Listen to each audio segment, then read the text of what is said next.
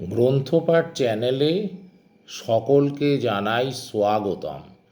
এই চ্যানেলে যে কোনো ধরনের গ্রন্থ পাঠ করা হয়। এই ভিডিও ক্লাসটি মূলত ছাত্রছাত্রীদের জন্যে। ওয়েস্ট বেঙ্গল কাউন্সিলের ক্লাস 11-এর নতুন সিলেবাসের পাঠ্য একটি poem, English poem, the second coming. The second coming কবিতাটির রচয়িতা ডব্লিউ.বি. ইয়েটস। ডব্লিউ.বি.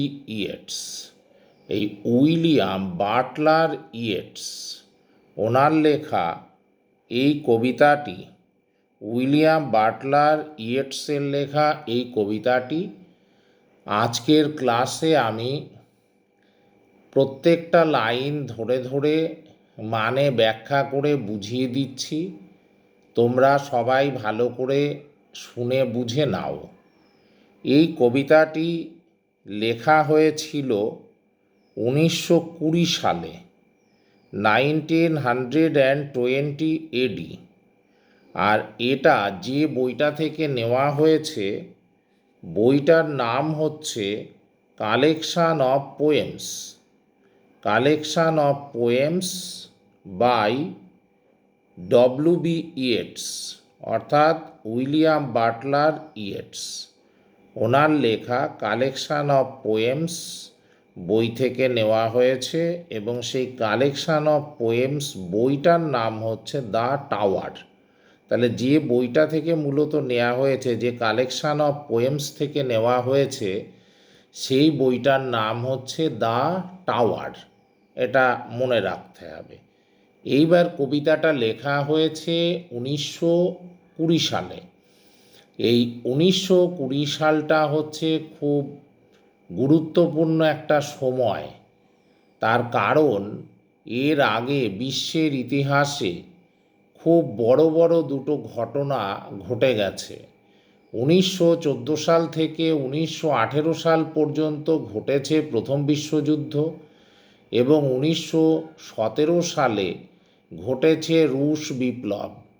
রুশ বিপ্লবে রাশিয়ার অত্যাচারী জার সাম্রাজ্যের পতন ঘটেছে এবং তারপর মহামতি লেনিনের নেতৃত্বে রাশিয়াতে কমিউনিজমের প্রতিষ্ঠা ঘটেছে।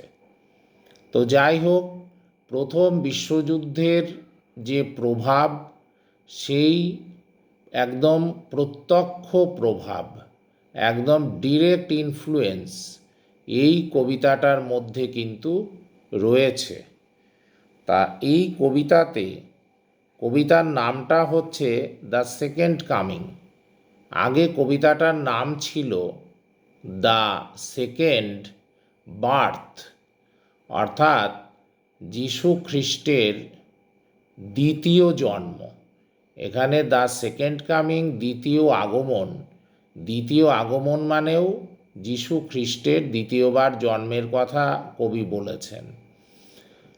তার মানে প্রথমবার যখন জন্মগ্রহণ করেছিলেন, যীশুখ্রিস্ট অবতার রূপে আবির্ভূত হয়েছিলেন, সেই সময় সমস্ত পৃথিবী পাপে পরিপূর্ণ হয়ে গেছিল। আবার প্রথম বিশ্বযুদ্ধের পর কবির কাছে মনে হয়েছে সমস্ত পৃথিবী, সমগ্র জগৎ যেন পাপে পরিপূর্ণ হয়ে গেছে এবং এই পাপ থেকে মানুষের আবার পরিত্রাণ চাই। যীশুখ্রিস্ট যেমন একবার পাপের হাত থেকে সমস্ত মানুষকে পরিত্রাণ করেছিলেন, পরিত্রাতা রূপে তার আবির্ভাব ঘটেছিল এই ধরাধামে, এই পৃথিবীতে, তেমনি নতুন করে আবার তার পুনর্জন্ম হবে এবং তিনি মানুষকে আবার এই মহাপাপের হাত থেকে, বিনাশের হাত থেকে, একদম টোটালি ডিস্ট্রাকশনের হাত থেকে উনি বাঁচাবেন। তো যাই হোক, এই কবিতাটা দুটো স্ট্যানজাতে লেখা। প্রথম স্ট্যানজাটা একটু ছোট এবং দ্বিতীয় স্ট্যানজাটা একটু বড়। প্রথম স্ট্যানজাতে 8 লাইন রয়েছে আর পরের স্ট্যাঞ্জাতে 14 লাইন রয়েছে। এইবার আমি প্রথম স্ট্যাঞ্জাটা পড়ব। Turning and turning in the widening gyre, the falcon cannot hear the falconer. Turning and turning, বারবার ঘুরপাক খাচ্ছে এদিকে ওদিকে। ইন দ্য ওয়াইডেনিং জায়ার, ওয়াইডেনিং কথাটার মানে হচ্ছে প্রশস্ত, আর জায়ার মানে হচ্ছে তোমার একটা ঘূর্ণন গতি বা সার্কুলার মুভমেন্ট, অর্থাৎ ঘূর্ণন গতিতে বারবার করে পাক খাচ্ছে। কে পাক খাচ্ছে? The falcon can not hear the falconer. Falcon মানে হচ্ছে বাজ পাখি। সেই বাজ পাখিটা ওপরে ঘূর্ণন গতিতে চক্রাকারে বারবার পাক খাচ্ছে, এদিকে ওদিকে যাচ্ছে। এবং কবি বলেছেন যে the falcon can not hear the falconer. Falcon মানে হচ্ছে তোমার বাজ পাখি। বাজ পাখি কী করছে? সে পাক খাচ্ছে এবং সে ফ্যালকনারের কথা শুনতে পাচ্ছে না। ফ্যালকনারের কথা সে শুনতে পাচ্ছে না বা শুনছে না। ফ্যালকনার মানে বাজ পাখিকে যে পালন করে, বাজ পাখির মালিক বা বাজ পাখি যে পোষে বা যে ট্রেনিং দেয়, সেই বাজ পাখিটা নিজের ইচ্ছে মতো ঘুরে বেড়াচ্ছে। সে আর তার মালিকের কর্তৃত্বের অধীনে নেই, তার নিয়ন্ত্রণের অধীনে নেই, আউট অফ কন্ট্রোল হয়ে গেছে। Things fall apart, the centre can not hold, mere anarchy is loosened upon the world. Things fall apart, the center cannot hold, mere anarchy is loosened upon the world. Things মানে বিভিন্ন জিনিসগুলো, fall apart বিভিন্ন জিনিসগুলো, fall apart মানে হচ্ছে সব আলাদা আলাদা হয়ে ছিন্ন ভিন্ন হয়ে পড়ে রয়েছে। যেহেতু প্রথম বিশ্বযুদ্ধের পর সমস্ত ধ্বংসাবশেষ সব কিছু সব ইতস্তত বিক্ষিপ্তভাবে বিভিন্ন দিকে ছড়িয়ে পড়ে রয়েছে। Things fall apart, the centre can not hold, centre মানে কেন্দ্র, ক্যান নট হোল্ড ধরে রাখতে পারছে না। বিভিন্ন জিনিসগুলো সব ছড়িয়ে ছিটিয়ে পড়ে রয়েছে এবং কেন্দ্র পারছে না সেগুলোকে আর ধরে রাখতে। Mere anarchy is, mere anarchy is loosed upon the world. মিয়ার মানে হচ্ছে অনলি, কেবলমাত্র, আর অ্যানার্কি কথাটার মানে হচ্ছে তোমার নৈরাজ্য বা অরাজকতা। অর্থাৎ নৈরাজ্য বা অরাজকতা সেটা কি হয়েছে? ইজ লুজেন্ড আপন দ্য ওয়ার্ল্ড, সমস্ত পৃথিবীতে ছড়িয়ে পড়েছে। একটা নৈরাজ্য বা অরাজকতা সমস্ত পৃথিবীতে ছড়িয়ে পড়েছে, চারিদিকে ছড়িয়ে পড়েছে একটা নৈরাজ্য বা অরাজকতা। বোঝাই যাচ্ছে প্রথম বিশ্বযুদ্ধের পরে যে নৈরাজ্য এবং অরাজকতার একটা শাসন চলছে, শাসন মানে শাসনহীনতা চলছে, শাসনহীন অবস্থা চলছে, নৈরাজ্য এবং অরাজকতা চলছে, চরম বিশৃঙ্খলা চলছে, তখন কেন্দ্র কিন্তু কোনো কিছুকেই আর কন্ট্রোল করতে পারছে না, সব কিছু নিয়ন্ত্রণের বাইরে চলে যাচ্ছে। The blood dimmed tide is loosened and everywhere. The blood dimmed tide is loosed. The blood dimmed tide is loosed and everywhere. The ceremony of innocence is drawn. কি বলা হয়েছে? দ্য ব্লাড ডিমড মানে রক্তের দাগযুক্ত, deemed মানে হচ্ছে কালো দাগযুক্ত বা কলঙ্কযুক্ত, মানে রক্তের কলঙ্কযুক্ত টাইড, একটা স্রোত, মানে একটা যেন রক্তের স্রোত, একটা কলঙ্কের স্রোত, ইজ লুজড, যেন ঢিলে হয়ে চারিদিকে ছড়িয়ে পড়েছে, অ্যান্ড এভরিহোয়ার, সমস্ত জায়গাতে যেন ছড়িয়ে পড়েছে। The ceremony of innocence, the ceremony of innocence, ceremony মানে উৎসব, আর ইনোসেন্স মানে সরলতা বা নিষ্পাপতা, সরলতা বা নিষ্পাপতার একটা উৎসব, সরলতা বা নিষ্পাপতার একটা উৎসব, ইজ ড্রন্ড, যেন মনে হচ্ছে ডুবে যাচ্ছে, চারিদিকে সর্বনাশ হয়ে যাচ্ছে, অর্থাৎ সরলতা বলে আর কিছু থাকছে না মানুষের, নিষ্পাপতা বলে আর কিছু থাকছে না। The best lack all conviction while the worst, the best lack all conviction, the best lack, lack মানে হচ্ছে তোমার অভাব, আর কনভিকশন কথাটার মানে হচ্ছে আস্থা বা বিশ্বাস, অর্থাৎ মানুষের মধ্যে বিশ্বাসের অভাব দেখা দিয়েছে, অর্থাৎ অবিশ্বাসের যুগ চলে এসছে, এমন একটা পরিস্থিতির সৃষ্টি হয়েছে যে কেউ কাউকে আর এখন বিশ্বাস করতে পারছে না। হোয়াইল দ্য ওর্স্ট, সবচেয়ে খারাপ জিনিসটা, সবচেয়ে খারাপ জিনিসটা কিন্তু দেখা দিয়েছে, আর ফুল অফ প্যাশনেট ইন্টেন্সিটি, আর ফুল অফ প্যাশনেট, প্যাশনেট কথাটার মানে হচ্ছে তোমার আবেগপূর্ণ, আর ইন্টেন্সিটি কথাটার মানে এখানে ভায়োলেন্স, একটা হিংস্রতা বা একটা হিংসা, মানে একটা হিংসার আবেগপূর্ণতা চারিদিককে পরিপূর্ণ করে তুলেছে। তার মানে চারিদিকে হিংসা, মারামারি, তারপরে এই যে যার জন্যে এত বড় একটা মহাযুদ্ধ হয়ে গেল, চারিদিকে রক্ত, ধ্বংসস্তূপ, রক্তের দাগ সব কিন্তু লেগে রয়েছে।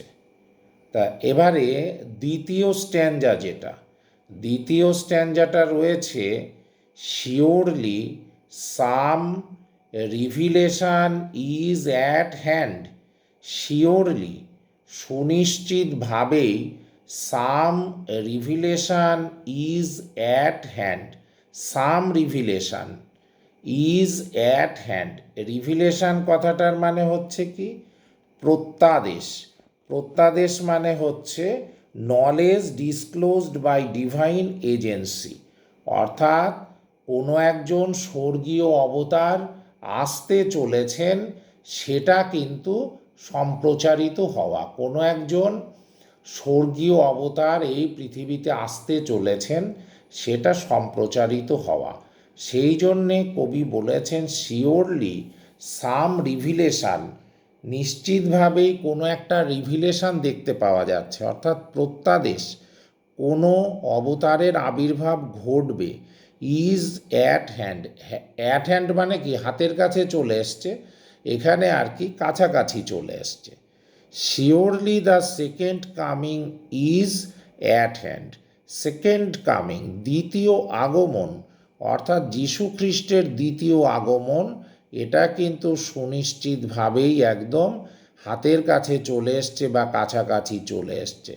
The second coming, hardly are those words out when a vast image out of spiritus mundi কি বলেছে, দ্য সেকেন্ড কামিং, দ্বিতীয় অবতার, দ্বিতীয় আগমন, hardly are those words out, এই কথাগুলোই কিন্তু বেরিয়ে আসছে, দ্বিতীয় আগমন, এই এই কথাগুলোই কিন্তু, এই কথাগুলোই কিন্তু বেরিয়ে আসছে বারবার করে।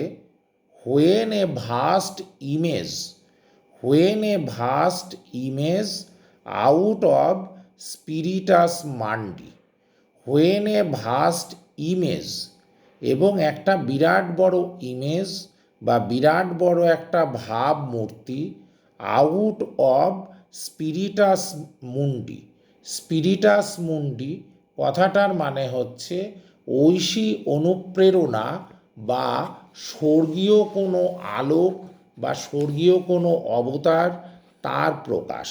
স্পিরিটাস কথাটা এসছে স্পিরিট থেকে, আর মুন্ডি কথাটা এসেছে মুন্ডাস থেকে। মুন্ডাস হচ্ছে একটা ল্যাটিন শব্দ, যার অর্থ হচ্ছে পৃথিবী।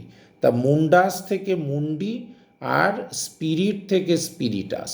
স্পিরিটাস মুন্ডি মানে হচ্ছে একটা ঐশী অনুপ্রেরণা বা একটা স্বর্গীয় আলোক, একটা ঐশী অনুপ্রেরণা বা একটা স্বর্গীয় আলোক, সেটা কিন্তু দেখা দিচ্ছে। অর্থাৎ বোঝাই যাচ্ছে যে স্বর্গ থেকে একটা আলোক দূতি কিন্তু এই মর্তে এসে পড়তে শুরু করেছে। কবি যেন এটা দেখতে পাচ্ছেন এবং বিশ্বাসও করছেন। ট্রাভেলস মাই সাইট, এবং আমার যে সাইট, আমার যে দৃষ্টিভঙ্গি, এখানে কিন্তু একটা ট্রাভেল তৈরি হচ্ছে, এখানে একটা অসুবিধে তৈরি হচ্ছে। Some somewhere in sands of the desert, আমি দেখতে পাচ্ছি কোনো ডেজার্টে বা কোনো মরুভূমিতে বালির মধ্যে কিছু একটা ঘটতে চলেছে। কি ঘটতে চলেছে? সেখানে আমি বিরাট বড় একটা মূর্তি দেখছি। কবি কি বলেছেন? A shape with lion body and the head of a man, আমি বিরাট একটা মূর্তি দেখতে পাচ্ছি, একটা শেপ দেখতে পাচ্ছি, একটা আকার দেখতে পাচ্ছি, যেখানে একটা লায়নের বডি, একটা লায়নের বডি, মানে শরীরটা হচ্ছে লায়নের, শরীরটা হচ্ছে তোমার সিংহের, are the head of a man, কিন্তু তার মানুষটা হচ্ছে, তার মাথাটা হচ্ছে মানুষের। তাহলে বডিটা হচ্ছে লায়নের, আর হেড হচ্ছে কার? হেড হচ্ছে একজন মানুষের। তাহলে এই যে একটা মূর্তি, অর্থাৎ কবি মনে করছেন যিশুর যে দ্বিতীয় অবতার, যে সেকেন্ড কামিং বা second appearance on this world, এই পৃথিবীতে তার যে দ্বিতীয় আবির্ভাব, সেটা এইরকম একটা বিকৃত, একটা বিকট ভাবমূর্তি নিয়ে হবে। সমস্ত শরীরটা হবে লায়নের, আর মাথাটা হবে মানুষের। এই রকম একটা ছবি, এই রকম একটা শেপ যেন আমি দেখতে পাচ্ছি। A gaze blank and pitiless as the sun, as the sun, a gaze blank, একটা গেজ মানে একটা, মানে এক দৃষ্টিতে আমি তাকিয়ে রয়েছি, ব্ল্যাঙ্ক আমার চোখে যেন আমি শূন্য দেখছি, পিটিলেস যেন নির্দয় মনে হচ্ছে, অ্যাজ দ্য সান সূর্যের মতো। সূর্য যখন প্রখরভাবে উত্তাপ দেয়, মনে হয় যেন সব কিছু জ্বালিয়ে পুড়িয়ে ছারখার করে দিচ্ছে। অর্থাৎ সেখানে কোনো দয়া নেই, পিটি নেই, দয়া নেই, করুণা নেই, মার্সি নেই।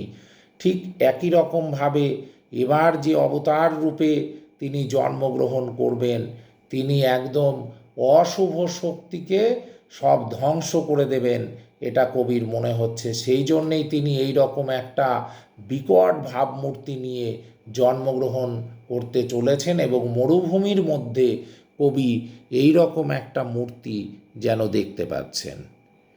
Is moving its slow thighs while all about it, is moving its slow thighs, thigh মানে হচ্ছে কি উরু, কোমরের নিচের অংশ উরু, থাই, স্লো থাইস মানে ধীরে ধীরে পা ফেলে।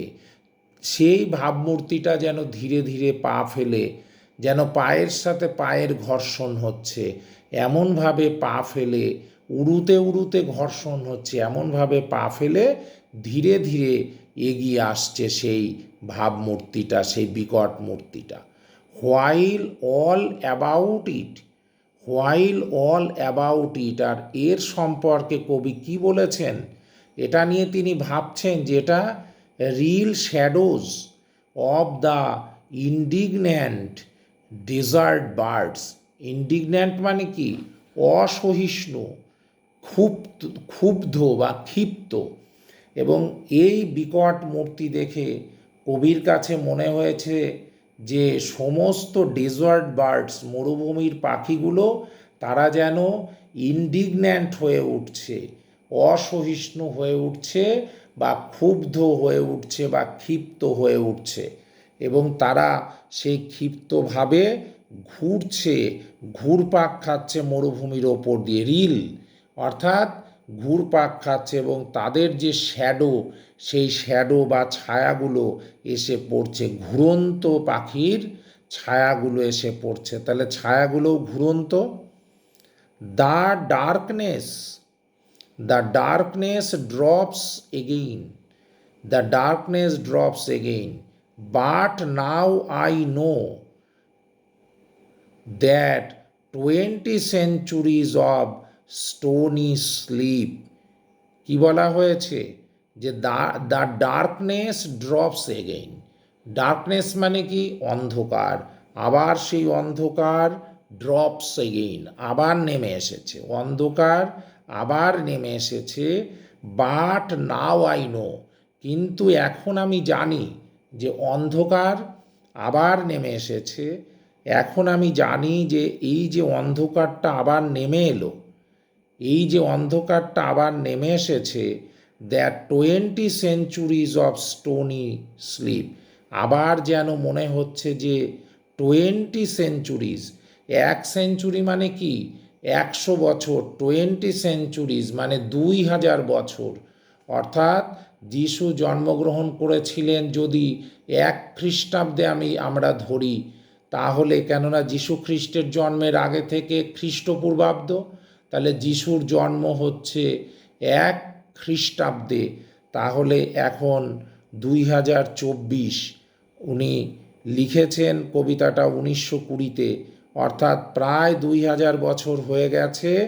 তখন স্টোনি স্লিপ, স্লিপ মানে ঘুম, আর স্টোনি, স্টোন মানে পাথর, স্টোনি স্লিপ পাথরের মতো ঘুম, অর্থাৎ নিথর ঘুম, সেই ঘুম ভেঙে গেছে, আবার সেই ঘুমের অন্ধকার নেমে এসেছে, সেই রকম একটা পাথরের মতো ঘুমের অন্ধকার নেমে এসেছে। পাথরের মতো ঘুমের অন্ধকার কেন বলা হয়েছে, তার কারণ হচ্ছে সেটা একটা পতনের ইঙ্গিত রয়েছে তার মধ্যে। Where vexed to nightmare by a rocking candle, কি বলা হলো, were vexed, were vexed to nightmare, vexed কথাটার মানে হচ্ছে বিক্ষুব্ধ হয়েছিল, নাইটমেয়ার মানে কি, দিবা স্বপ্ন, মানুষের সমস্ত দিবা স্বপ্ন সব বিক্ষুব্ধ হয়ে গেল, by a rocking candle, by a rocking candle, rocking মানে ঘূর্ণায়মান, ক্যান্ডেল মানে মোমবাতি, অর্থাৎ একটা মোমবাতি সেটাও যেন ঘুরছে, সেই মোমবাতির ঘূর্ণনের ফলে মানুষের যে দুঃস্বপ্ন, সেই দুঃস্বপ্নটাও যেন বিক্ষুব্ধ হয়ে গেল, মানুষের দুঃস্বপ্নটাও যেন বিঘ্নিত হলো, এবং পাথরের মতো 2000 বছরের ঘুম, সেই ঘুম, ঘুমের মধ্যে যে দুঃস্বপ্ন, সব কিছু যেন ক্ষুব্ধ হয়ে গেল। And what rough beast its hour come round at last slouches towards Bethlehem to be born, তাহলে অ্যান্ড হোয়াট রাফ বিস্ট, ওই যে রাফ মানে এখানে এমনিতে রাফ মানে বাজে, কিন্তু এখানে রাফ ধরতে হবে ভয়ানক, যে ভয়ানক পশু এবং মানুষ দুটোর দ্বৈত সত্তা রূপে, বডিটা সিংহের আর তার মাথাটা হচ্ছে মানুষের, এই যে ভয়ানক একটা মূর্তি, ভয়ানক একটা মূর্তিতে জন্মগ্রহণ করেছেন যীশুখ্রিস্ট, এই মূর্তিটাকেই বলা হয়েছে রাফ বিস্ট, ভয়ানক এই পশু মূর্তি, বা পশু এবং মানুষের যে দ্বৈত সত্তা বা দুটো মূর্তি একসাথে, its hour come round at last, অবশেষে এর সময় চলে এসেছে, অর্থাৎ সময় চলে এসছে যীশুখ্রিস্টের সেকেন্ড কামিং বা দ্বিতীয়বার আগমনের। Slouches towards Bethlehem to be born, slouches, slouches কথাটার মানে হচ্ছে অত্যন্ত ক্লান্তভাবে অলস গতিতে হেঁটে যাওয়া, অত্যন্ত ক্লান্তভাবে অলস গতিতে হেঁটে যাচ্ছে, সেই মানুষ এবং সিংহের সেই দ্বৈত মূর্তিটি, যুগ্ম মূর্তিটি ধীরে ধীরে হেঁটে যাচ্ছে কোন দিকে? বেথলেহেমের দিকে, টু বি বর্ন, সেখানে যাচ্ছে। তাহলে কবির জিজ্ঞাসা, টু বি বর্ন, তাহলে বেথলেহেমের দিকে যাচ্ছে, সেখানে কি তাহলে আবার জন্মগ্রহণ করবে? সেই বেথলেহেমে গিয়ে সে কি আবার জন্মগ্রহণ করবে? অর্থাৎ যীশু খ্রিস্টের জন্মস্থান হচ্ছে বেথলেহেম। সেই বেথলেহেমের দিকে আস্তে আস্তে কিন্তু যাচ্ছে সেই সিংহ এবং মানুষের দ্বৈত সত্তাটি, যুগ্ম মূর্তিটি। তাহলে এই কবিতাটার এখানেই শেষ আলোচনা এবং লাইন বাই লাইন মিনিংটা ব্যাখ্যা করে নিলাম। আশা করি তোমাদের উপকারে লাগবে, এবং যদি এটা তোমাদের ভালো লাগে বা একটু উপকার হয়, তাহলে তোমরা চ্যানেলটিকে সাবস্ক্রাইব করে ভিডিওটিকে লাইক করে সঙ্গে থেকো। Good bye.